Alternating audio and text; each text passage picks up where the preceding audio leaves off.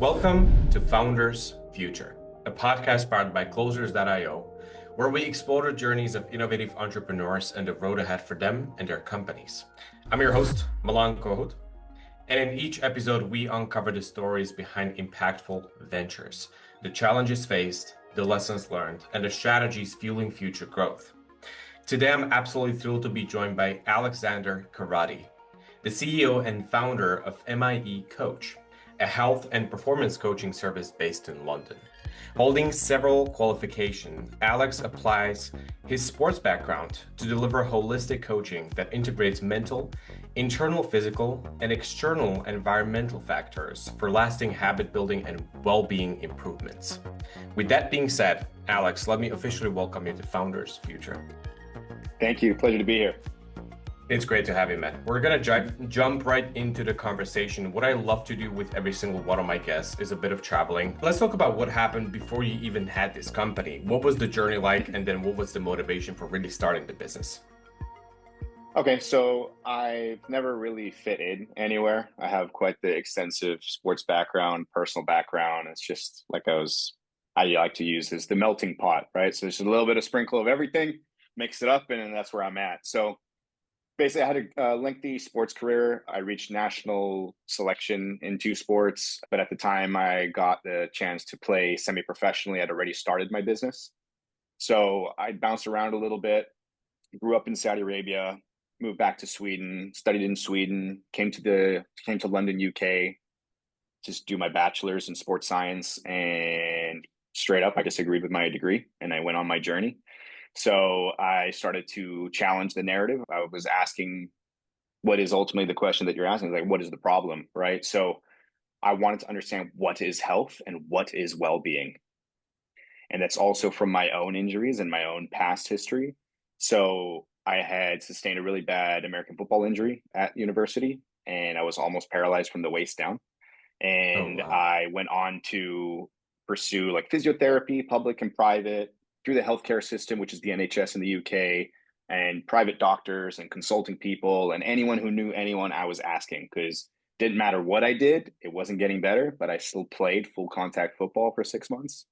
And when I found out what the risk was, I instantly stopped, because all it was is just the right tap at the right angle, and I would have severed my spinal cord. So the full speed contact wasn't the problem. It was someone pushing past me in the aisle, which I found really funny, but not so funny at the time. Yeah. So I ended up finding a chiropractor, and the only reason I went to the chiropractor is because he did an electromagnetic test on the vertebrae of the spine, and he found this asymmetry in the circuitry, where like the electrical impulse that's being sent out in my lower back.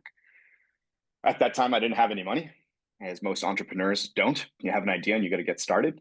And so from there, I just went, look, I don't have any money. Let me learn more from you. Let me do my treatments. Let me go out and talk to people. Let me talk about the benefits. And slowly that thing got me into my sports massage therapy whilst at university. And then from sports massage therapy, I went into fitness instructing, personal training, strength and conditioning, nutrition. And then ultimately I went into functional medicine during the lockdown period. I also studied to be a project manager just in case we didn't get to see people again, because that affected business.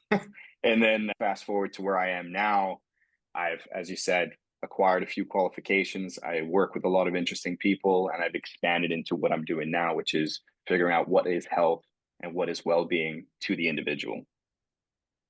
Interesting, man. What a journey. We're going to dive into what the business really looks like today. But first of all, this is coming just out of my own curiosity. But do you feel like you would still end up in the same position as you are right now if it wasn't for the personal injury and the entire experience with healthcare system and all these things that you had to face?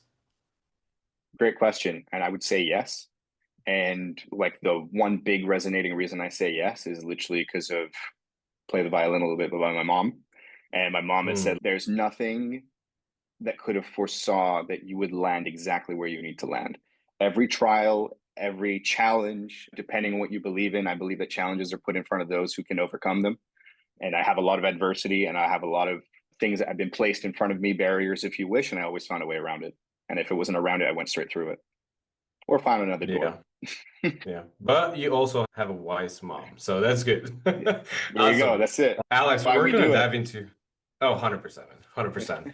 Now, let's dive into what the business really looks like today for you. Obviously, there was a lot of pivoting, a lot of adjustment, as in any other business.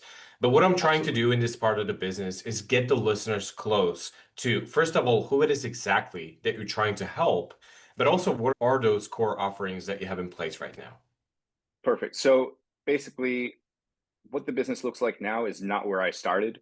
I started out, like I said, as a sports massage therapist. So my main thing was like, okay, people have pain, right? Now life is full of pain and suffering. We can get really philosophical about that, right?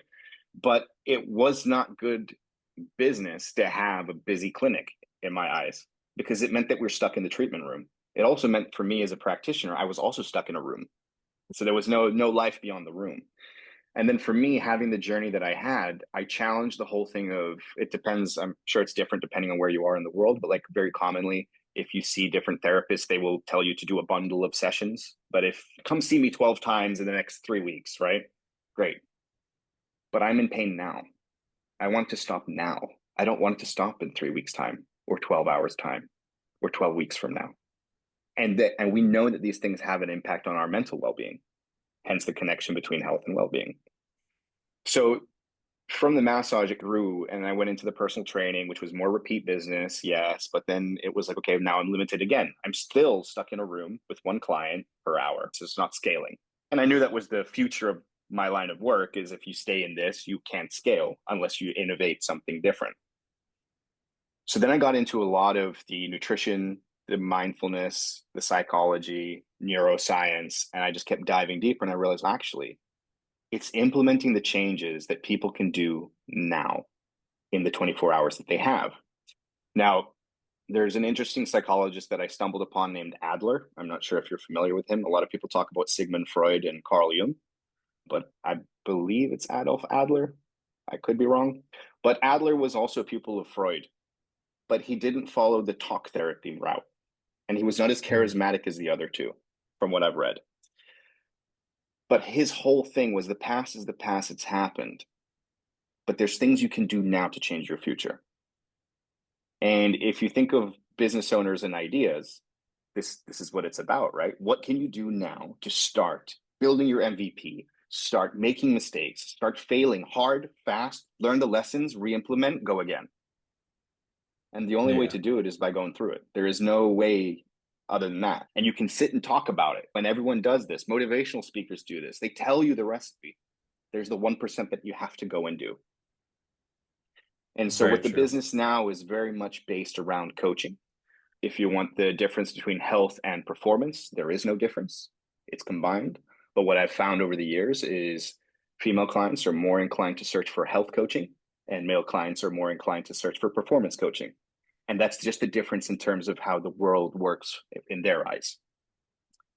And so ultimately, what it is, what can you do now in your 24 hours to, as closely as possible, optimize your performance to set you up for the next 24 hours?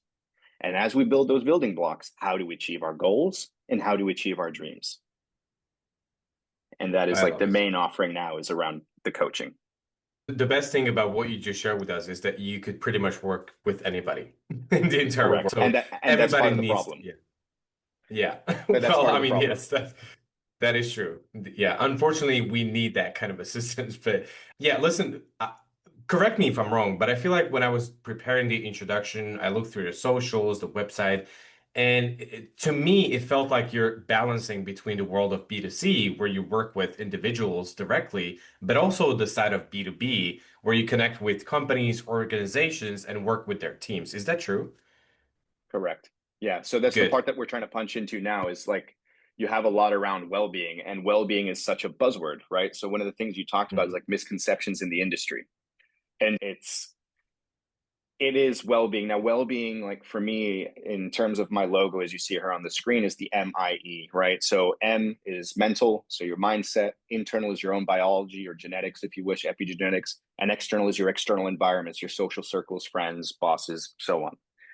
Now, when I've come into the B2B side, there's been a lot of interesting conversations. And why we haven't landed anything just yet is because I know how important leadership and ownership is. And we see that stuff all the time. But we know that any company that's operating at its best is going to have a top down, bottom up. because the people at the bottom are the ones that are facing everything all the time. They have the data on your business. And the higher you climb and the more you come off the tools, as I say, the less in touch with your bottom line you are, right, of your staff. So the way communication is going up, but for me, communication has two parts. There's communication and comprehension. Just because you're a good communicator doesn't mean the other side hears you and Yeah, absorbs it. that's very true. And so Yeah. when I've had these meetings where I've gone in, I've had some close contract signings, but there's been reasons that I haven't bent my framework to fit in. And that's because I see a problem at the top and I actually need to work with the top to go back down. And it's not from the bottom coming up. Because a lot of people say, oh, Would you but this prefer person's to? not. I'm sorry. Go on. No, I was just Yeah, I'm saying just a lot of thinking. people have KPIs. And if you're not hitting your KPIs, you're challenging that. And there's two sides to that, right? Yeah, absolutely. Now, as you were talking about this, what I want to know is basically the thought process behind pivoting towards B2B. Is the end goal to basically go fully into B2B and maybe stop working with individuals to have like long-term, bigger kind of contracts, or would you still rather keep the relationships that you're keeping on the B2C side? We come back to the word scale, right? If we're B2C, I'm limited, right? I'm also limited on what you can quantify the value of your time versus the value that the person perceives, right? On a B2B, I'm actually able to grow the business. I can pull in a lot of different skill sets and I can create more work opportunities for other people, right? And that's where I'm at. But one of my core things is always that I align with what the mission is, right? Even down to the contract. I've gamified it a lot. It's like, what are we trying to achieve? And what do I want to achieve? And if I'm not motivated to achieve it or driven to achieve it, then I have a problem because I'm also not going to do my Yeah. best work, right? Yeah. Alex, you mentioned several times the word scaling, which is Yep. perfect because what I also wanted to talk about is basically the back end side of the business. And really, we all know that having a good client acquisition system in place, that's one of the key components of being successful with something like this. So, what is it that you currently do on the front of marketing and maybe specifically generating leads for yourself to make all of this Mm-hmm. even happen? Awesome question. So I've only started doing some form of marketing in the last 365 days. Otherwise, it has been word of mouth for over 12 years. So I Wow. have been one client, one session at a time for 12 years. Marketing has been interesting because I have different consultants and different people I network with and speak to about marketing, but I have actually invested more time in the staff that I have with the company. And that's because that offered me more time. And if I had more time, I could network better and then get into these more B2B positions than I would do in just the reoccurring B2C. Right. So if it was like another pro tip for people starting out a business, you got to mirror yourself and you got to look at your own pitfalls. And I think that's the part of starting your own business that a lot of people talk about but don't realize. You are going to see the signs of yourself that are the pitfalls. And it's very easy to blame everything else, the market, the people, the client didn't have the money, whatever. It's still a story that you tell yourself, right? You got to look in the mirror and you got to make it better. And by that, doing that, you have to reinvent yourself. Yeah. So when you look at what happened in the past year, since this was really the first year that you started doing anything specific when it comes to Mm-hmm. marketing, are we Mm-hmm. talking just in terms of generating content to have a presence on social media, engage with your audience, or did you also try some paid advertisement just to speed up the process, or what was the strategy like? Yeah. So I'm very much for organic, as you can imagine, with word of mouth being my strong point for 12 years. I challenge everyone that comes with, hey, we can do this. And if you spend this, and it's, yeah, that's really easy. Give me the same option with no money. And people get stuck, especially people who have worked in marketing positions where there's been a budget. And I think that's one of the firm lines that like you can go and get sales help, marketing help, and so forth from any consultant or whatever, but they are working for you. So challenge them to do the best that they can. But yeah, so we were generating content. So I thank my team for all of this. Like they've made this possible this year. They have come with the ideas. They pass everything through me because obviously I have the voice that has been saying this for a long time, right? The words used, the message, it has to still stay true. But again, it's work that's being done that just crosses my desk. I sign off on it and off it goes. Whereas I found it really hard to capture what I did, especially doing B2C, because I was doing it every hour of every day. So I couldn't create the separation. And that's another kind of business starter point is if you are the service provider, the business is not you. you have to change the framework there again. Is you are the item or the business line item that the business is selling, right? And this Yeah. whole thing, it's taken me time to readjust and be like, actually, yes, no. If I was to replace myself, there would be a trainer or a coach or a therapist or whatever. Yeah. Alex, let me ask you one question though. I was thinking about it, whether I should dive into it or not, but I feel like we have Shoot, good man, enough shoot. energy for me to challenge you because you said that you challenge your people with the idea of like, why not do it organic? Why spend money, right? But let me challenge you on the same thing. Why wouldn't you want to spend money if you could Mhm, eventually figure out the system that allows you to put in $1 and take out four? mhm. Absolutely. So I think it's all about like the trial and error. And I very much, you use the word energy. That's where I sit, right? So if I feel like, yeah, this is something I also want to fail and learn at and grow with, I'll do Mhm. it. So we did stuff with LinkedIn, for example, worked really well. But LinkedIn has a lot of things behind a different set of paywalls. And I was like, okay, I don't want to play this game anymore. Transition. We're now looking Yeah. at Google Ads. We got a really cool opportunity because I like to help people. So we've got a university student that reached out to us. They're doing a little bit of a campaign, blueprinting it, but we're taking all the responsibility for what comes out the other side of it. And it's been really promising. But the challenge has also been, again, they came from a background where they've had budget, right? And we're like, we have budget, but we don't want to overspend budget unless we can start to see the 1 for 1.1 or 1 for 1.2. I'm not even looking for four Mm. and get, okay, this is now in the green. Now we can keep chasing this. But also Sure. it's difficult because like you said, and I mentioned that we've only been doing this for a year now ish, and we're still not established. Like we started in February. The phones have started ringing in the last 7 days. It's been a long Mm. slog, right? Let alone the kind of like things that happen in the market, government rules change. Like this year has been chaotic, but I thrive in it. If there's no chaos, then I get bored. Where I think I start looking for problems. Whereas if I'm in the chaos in the thick of it, I feel like there's a lot of balance in my life. No, but to be honest, I feel like this is the kind of mindset that you really need to have to stick it out with the business. Because you said yourself maybe 5 minutes ago, like the easiest thing that I can do is be like, yeah, they didn't have money, or yeah, it was just wasn't the right timing, or yeah, we give it a shot. Man, there's always something that you can say to comfort yourself. But to face it, that's something else. Yeah, But that's yeah. what really makes you stick it out. So hats off to you for keeping that kind of mindset. And I also Thank you. appreciate the honesty. I wanted to challenge you on the thinking. I completely get the perspective that you have. But what it really seems to me is that in the future, you're basically not saying no to anything, right? This is going to evolve. This is going to scale. There's going to be new opportunities for a lot more people. So if you Yeah, can figure out the system that is aligned with you, that's going to be a yeah. green light. Exactly. Another great perspective to have. But yeah, Alex, there is a lot of things that we could be talking about right now, but there is one thing that I need to cover in this episode because it's going to Do be it. interesting. Let's talk about the future. So, Mm-hmm. obviously, there is a lot of good fundamentals that you've already built, and now you're going to Mm-hmm. be building on top of it. But really, Mm-hmm. if you think about the short-term goals, maybe the next 6 to 12 months, what would Mm-hmm. you say are the biggest goals, targets, revenue, milestones that you have set for Mm-hmm. yourself? I look at keeping it interesting, keeping it exciting. Like I've worked for myself since I was 13. I've never been employed by anyone, and here I am. I've been slugging it out. And so I set my goals and targets up a little differently. And it falls into the coaching side of it as well, is like I see the dream that I want to achieve, right? And I have that written down. No one knows it. That's in my little safe box.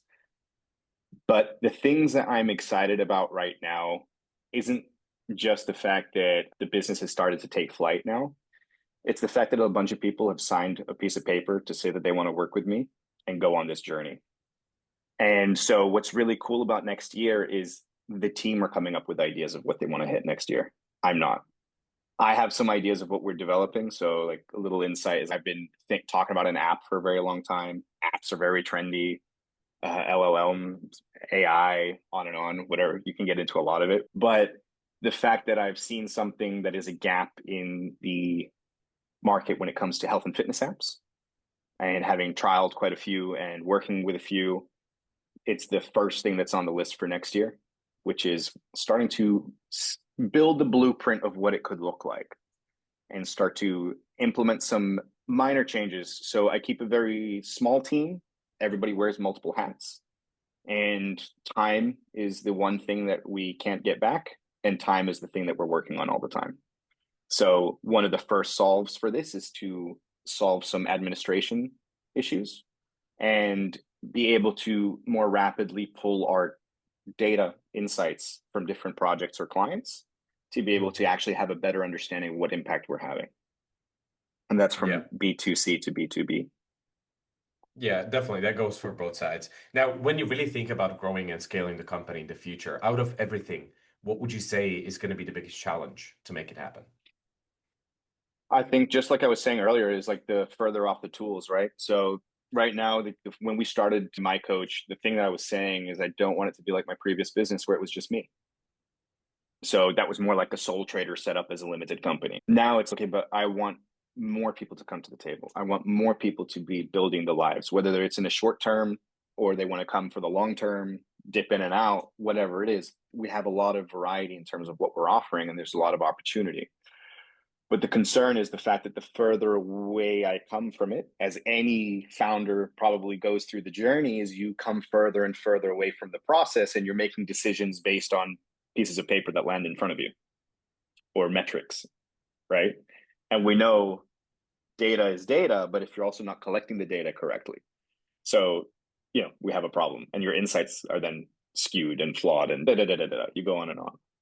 So I think that's my biggest concern, is just at the moment it's small. I see everything. One team member's off sick. Okay, I take on the workload. This is crazy. Great, glad that I employed you, because when you're back, I notice that offload straight away, right? But once you start to shift that higher, how do you still keep good control? And I've bootstrapped my business, right? So if I really wanted to make a jump, I'd get something to come in externally. Do they understand the business? Do they understand me? Do they understand what we do? Because that can also be a problem. Yeah, and it's all coming back to the alignment. Correct. Yeah. You got it. Alex, I really appreciate you. This has been a great conversation, and I really feel like we could be talking about this stuff for a lot longer. But I want to say thank you for really taking the time today, sharing this story with me and the entire audience. If anybody wanted to reach out, get in touch, maybe even work with you one day, what is the best way to go about it? Yeah, so best port of call is always our website. We have all our forms on there. So that's miecoach.co.uk. And then you can also reach us to us via email, which is info@mycoach.co.uk. Those would be the best entry points to get in touch with us. Beautiful. Thank you for that. Now, to our listeners, if today's conversation inspired you as well, make sure to subscribe to Founders Future on your favorite platform. And also, if you're a business owner, more specifically a consultant or a coach, or you have an agency, and you're trying to scale the business and really enhance both your sales and marketing efforts, also visit closers.io, get in touch with our team, and discover how exactly we scaled our company from 0 to over 30 million per year in less than 3 years. Until then, keep on climbing, and I'll see you on the next one.